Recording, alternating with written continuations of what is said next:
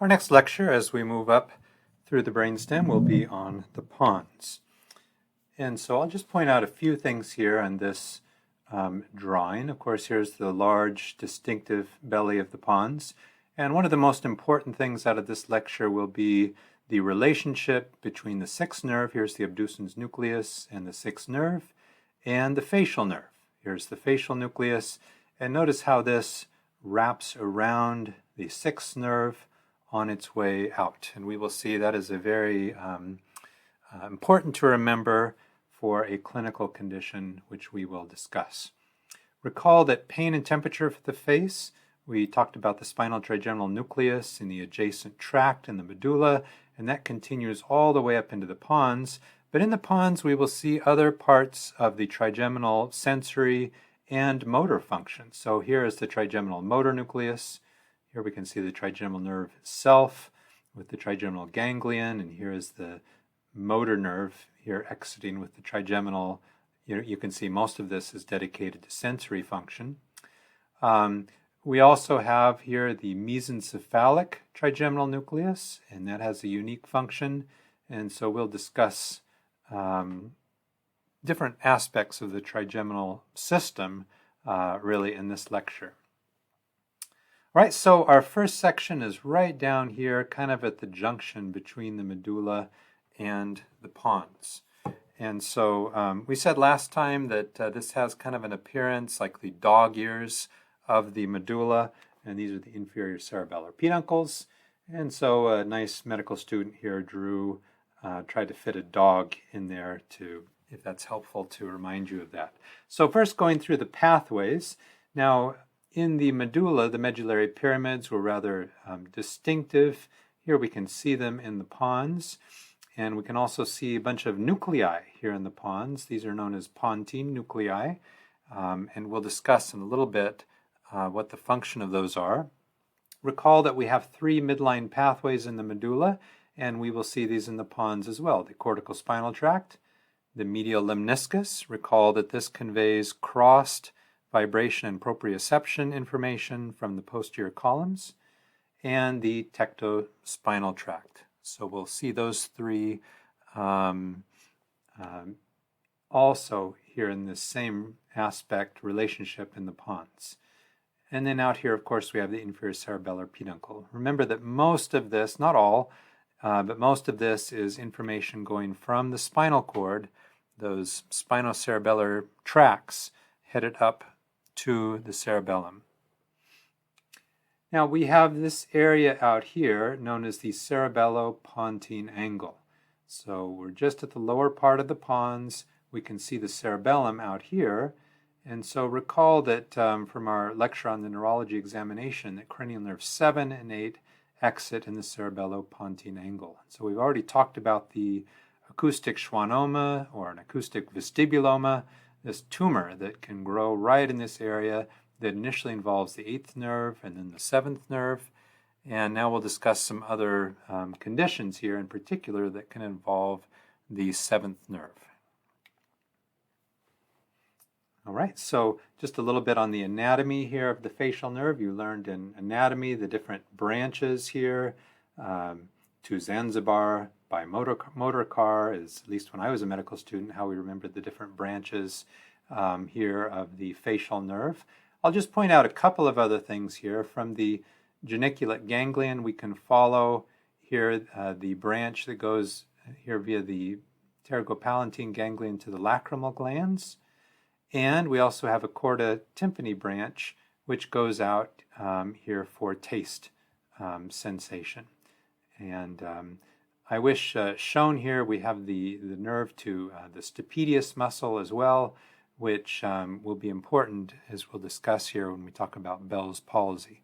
I won't go over this again, but I want you to review from our lecture just recently the difference between a lower motor neuron facial weakness like Bell's palsy, where it's the forehead and the lower face, in contrast to a lesion of the cortical bulbar tract, for example, at the genu of the internal capsule, in which we will only have lower facial weakness. But we've explained that before, so I won't go over that again. Now we have talked about Bell's palsy, but I wanted to bring out a few other dimensions to this condition. There's pretty good evidence that Bell's palsy is due to activation of the herpes simplex virus. And so patients are felt that this is the etiology for most. So usually this starts out with pain behind the involved ear and followed rapidly by lower motor neuron facial weakness. So the whole side of the face, remember the orbicularis oculi closes the eye, and so usually the eye is open wider acutely. Because the nerve to stapedius is affected, usually patients have hyperacusis, so they can't dampen sound in that ear and things appear louder. And if the lesion is more proximal, like in the geniculate ganglion, then the patient may also be aware of some decreased tearing on that side and also some loss of taste, because recall the facial nerve supplies the anterior 2/3 of the tongue with taste. So if we see a patient acutely with Bell's palsy, we'll give the patient steroids. That's clearly proven. Ideally, we want to give this within the first 3 days. That's really when it is proven to be effective. If we have a more moderate to severe case of Bell's palsy, most neurologists will give this antibiotic acyclovir, which has an effect to inhibit DNA synthesis and also viral replication, although there isn't great evidence for this, but it's a rather harmless thing to do, and so you'll see that used quite a bit.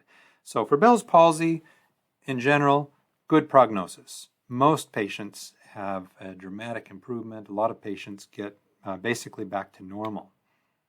Now, another condition that can involve the facial nerve, but also cranial nerve 8, is known as Ramsey Hunt syndrome. And this is due to reactivation of the herpes zoster virus. And so another name for Ramsey Hunt syndrome is herpes zoster oticus. Okay, and so reactivation, this virus kind of hangs out in the geniculate ganglion. And during reactivation, which can happen sometimes if we have maybe an immunocompromised patient, this would be more likely.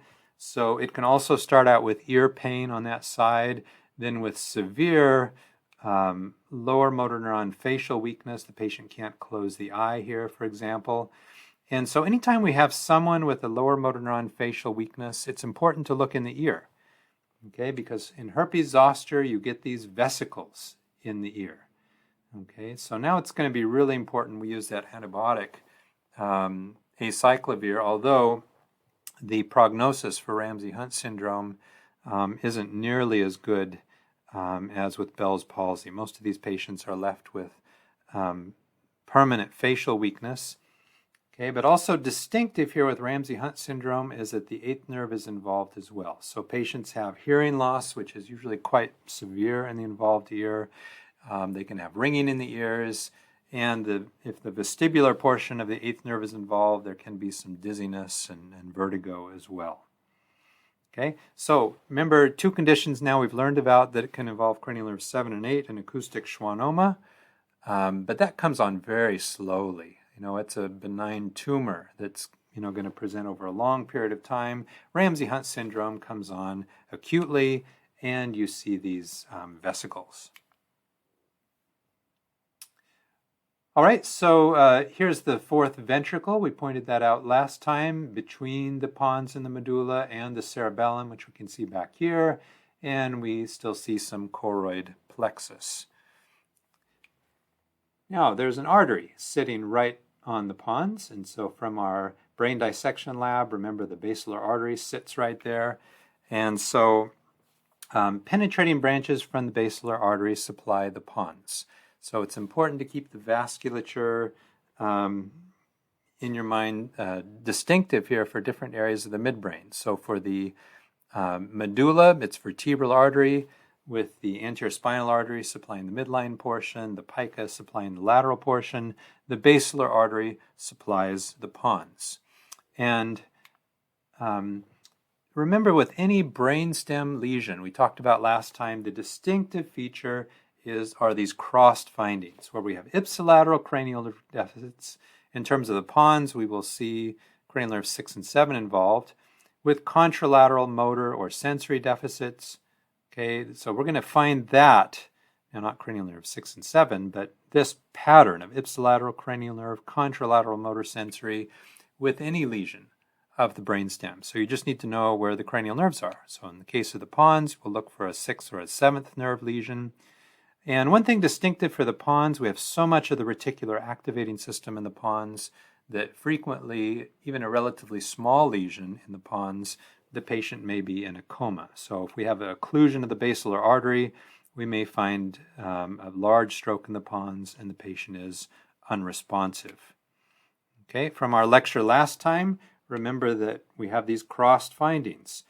The ipsilateral findings in lateral medullary syndrome are mainly 5, 9, and 10.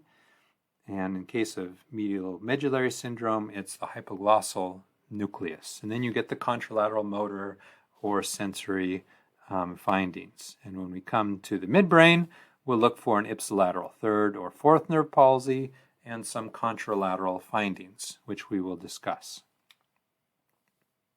Now, the spinal trigeminal nucleus, I've just called it that, spinal trigeminal nucleus and tract. It actually does have different names, which I will not ask you.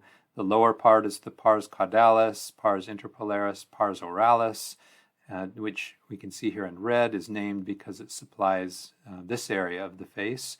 So we don't need to know the names, but what is actually significant clinically, and this can be a little counterintuitive because if we look at the different branches of the trigeminal nerve, we talked about V1, V2, and V3 supplying the face in this distribution.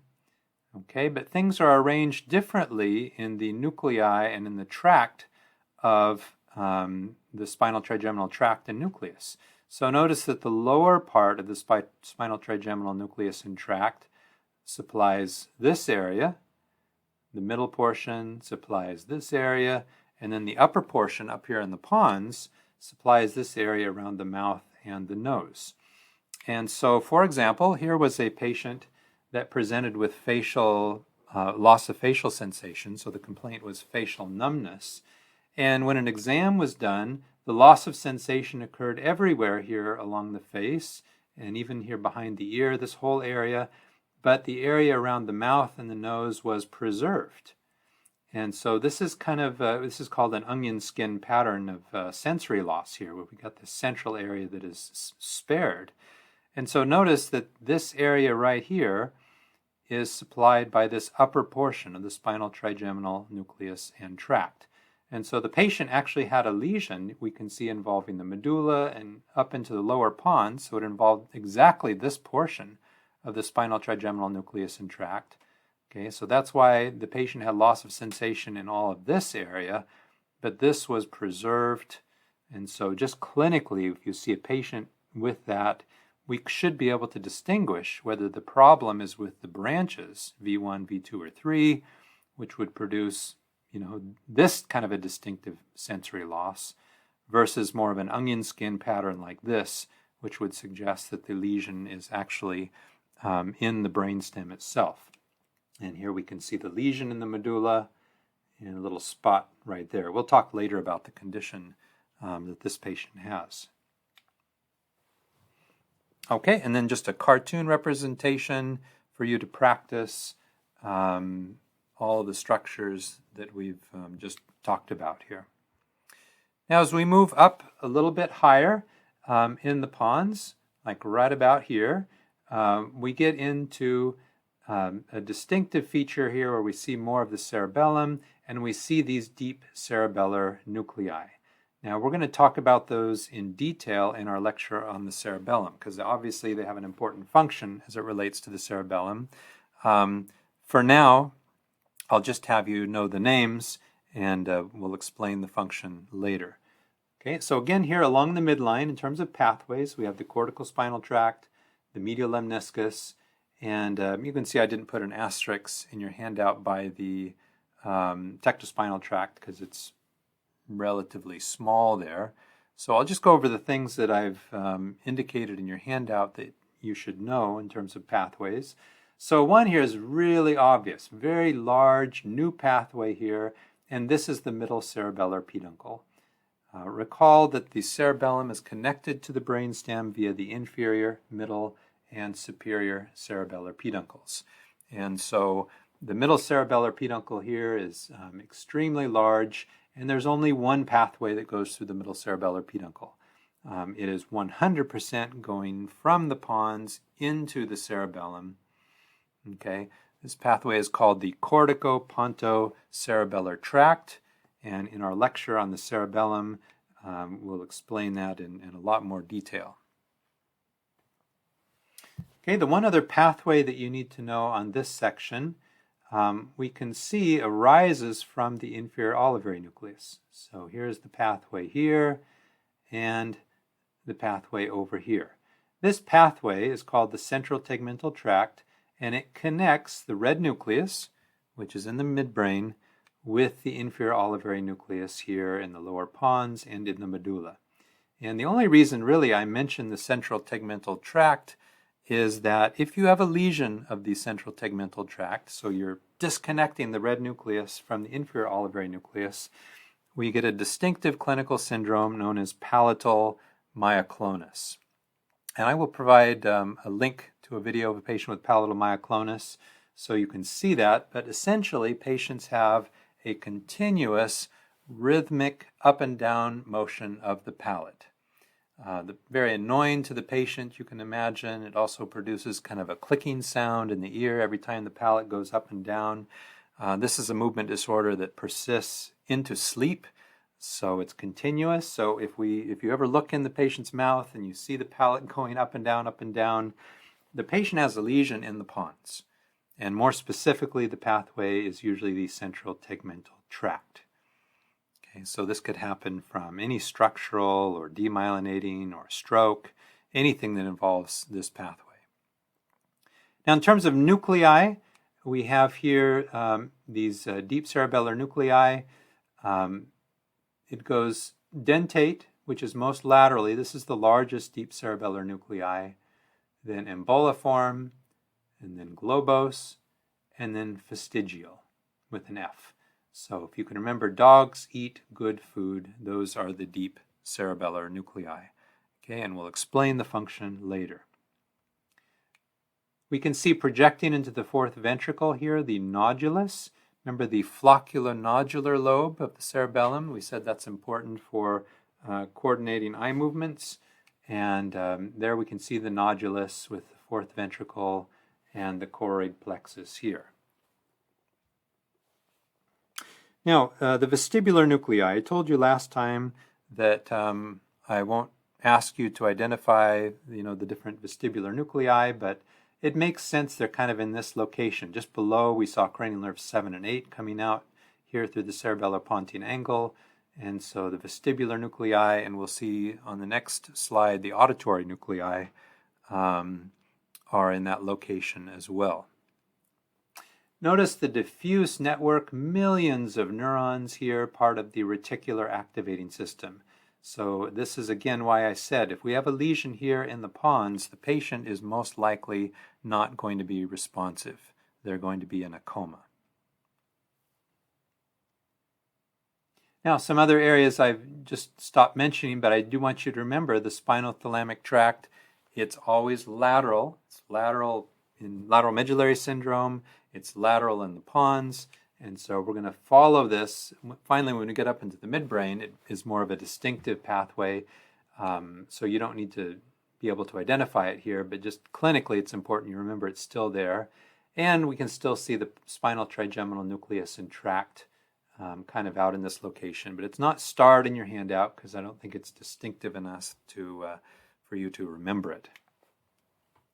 Okay, and again, the cartoon representation, which you should use to practice, along with the three-dimensional model. Now, this is a very important section right here because this shows that important relationship between cranial nerves 6 and 7. So first, let's just go over the pathways again. We still have the corticospinal tract here. The medial lemniscus, now we can see it's lying down. Okay, it's adjacent to the spinothalamic tract. And we're going to follow these two pathways, medial lemniscus, spinothalamic tract, which recall is vibration proprioception, pain and temperature. And these are going to move out next to each other, out laterally here as we go up. And we want to kind of associate those two pathways, because remember, this is all sensation for the arms and legs, but it is destined for the same thalamic nucleus. As we will see, the VPL, ventroposterior lateral nucleus of the thalamus, they're both headed out that direction. Okay, kind of on top of it here, we have the central tegmental tract. So we have this L shape over here, the central tegmental tract, and then the metalimniscus spinothalamic tract out here. Okay, but most important thing here is that you can appreciate here the facial nucleus, which we can see here and over here, and the sixth nerve nucleus, which is here and here. And really, this is sometimes called the sixth nerve PPRF complex. Remember that PPRF is the part of the brainstem that coordinates horizontal eye movements. And so it's intimately part of the sixth nerve nucleus. But for now, the important thing is the seventh nerve, you would think it would just go straight out. But for some reason, it goes all the way around and wraps around the sixth nerve on its way out. You can see the black right here, the facial nerve is sometimes called the genu of the facial nerve as it bends around the sixth nerve nucleus. So that is important for this clinical syndrome that we're about to discuss. We can still see the middle cerebellar peduncle out here, and now we're starting to see the superior cerebellar peduncle. Okay, so what's important about this? Well, let's just back up here.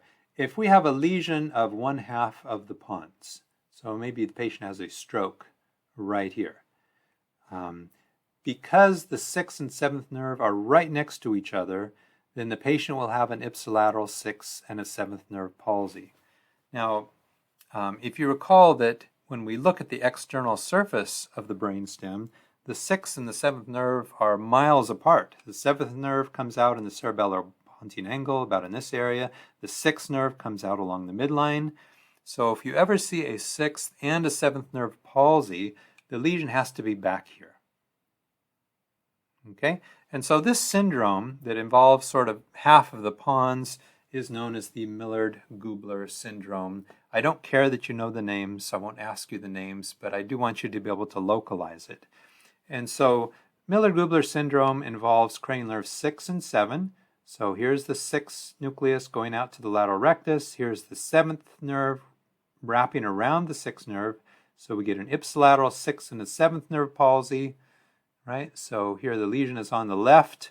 So the patient, they lose the lateral rectus function, so the eye tends to get pulled in. They have a lower motor neuron facial weakness, because if you knock out the nucleus and the nerve, just like a Bell's palsy, the whole side of the face is going to be involved. Okay, but the corticospinal tract here hasn't crossed yet, right? So we get a contralateral hemiplegia. So again, our rule of thumb with any brainstem lesion is ipsilateral cranial neuropathies, contralateral, in this case, a motor deficit. So the patient would have spastic weakness on the opposite side. Okay, and so just to kind of point out a little more distinctive here, the facial nucleus, the abducens nucleus, and the facial nerve wrapping around cranial nerve 6. Okay, and again, just a nice cartoon representation. Now, most of this we've talked about, but I kind of wanted, because this is difficult, eye movements are always hard, so I want to spend just a little more time on this. Some things we have talked about, which I'm going to review, and then there's one new condition that we'll talk about. So we talked about the vestibulo-ocular reflex, that when you move your head back and forth, your eyes always want to go in the opposite direction. So the patient here is turning their head to the left, and notice the eyes go to the right. How does that work? Well, you turn your head to the left, that stimulates flow here in the semicircular canals, flow of endolymph, which activates a vestibular nucleus, a detail you don't need to know, but it's the medial vestibular nucleus. And that then is going to activate the opposite sixth nerve PPRF complex. And so that's going to move the right eye to the right. And so to get the left eye to also move to the right, we need this crossing pathway, the MLF, which activates the medial rectus of the third nerve. This is all the third nerve complex here. And then out via the third nerve to the medial rectus, both eyes go to the right. So that's the vestibulo-ocular reflex. The other thing I'll just remind you about here is of the MLF pathway here on both sides. And recall, what does the MLF do?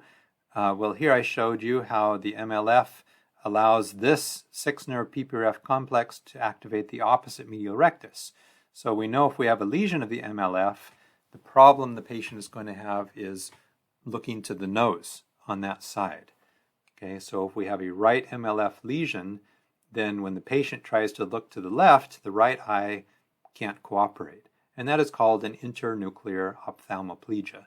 The lesion is between nuclei. It's between PPRF6 and the medial rectus. Okay, and recall that that is classic for multiple sclerosis. And actually, these two pathways, they're closer together than is indicated here. They're very midline. And so in multiple sclerosis particularly, we can involve both MLF pathways, and then the patient has a bilateral internuclear ophthalmoplegia. Notice that in that situation, the convergence nucleus, which can activate both medial rectus nuclei so that you can look to your nose, that is not affected. And so anytime we suspect someone has an INO, we should also ask them to look to the nose, and that should be preserved. Okay, recall also we talked about a stroke here in the pons. Okay, if we have a lesion here, this can produce a gaze palsy where the patient cannot look to that side. All right, so if we have a lesion here on the right, the patient would have a right horizontal gaze palsy where this eye cannot look to the right, and they also lose the pathway here, the MLF, to activate the opposite medial rectus, so the left eye cannot look to the right. Okay, so we get a gaze palsy with that. Now, the one new condition here we haven't talked about is that very often when we have a lesion right here, it's large enough that it also involves the medial longitudinal fasciculus on this side. So notice what's going to happen now. The patient has a right gaze palsy. They can't look to the right, but they also lose the ipsilateral MLF pathway, okay, which should allow the right eye to move towards the nose. So now the patient can't look to the right, and the right eye, when they try to look to the left, can't look to the nose.